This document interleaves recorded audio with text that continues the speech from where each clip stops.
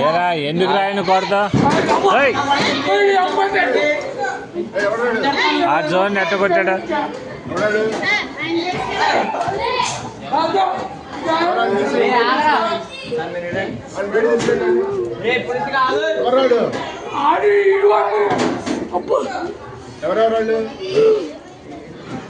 ఏరా దేనికి రా విధానం ఏంటి అసలు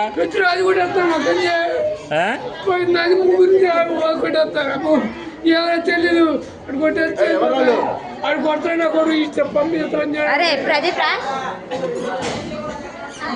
రే ఎందుకు రా విధానం